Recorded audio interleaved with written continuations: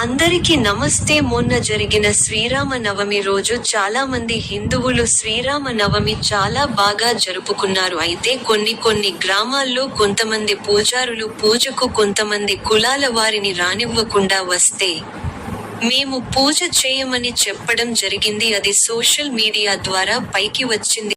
దయచేసి ఒకటి గుర్తుపెట్టుకోండి హిందూ సోదరులు అందరూ కూడా ఇప్పుడున్న పరిస్థితుల్లో మతమార్పిడి అవుతున్నారంటే కారణం ఒకప్పుడు కుల వివక్ష ఉండేది, అంటరానితనం ఉండేది.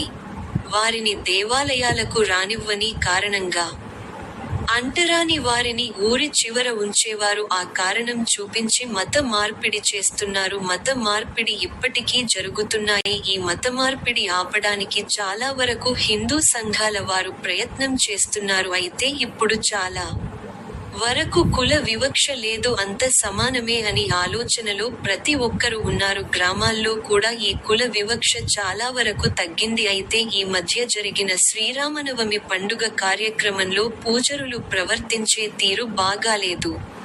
హిందువుల్లో తప్పు జరిగితే మన హిందువులే వాళ్లకు బుద్ధి చెప్పాలి, అది చట్టపరంగా చర్యలు తీసుకోవాలి. దయచేసి ఇలాంటి వారిపై చట్టపరమైన చర్యలు తీసుకోవాలని ఈ భారతదేశంలో ఉన్న వాళ్లందరూ హిందువులే.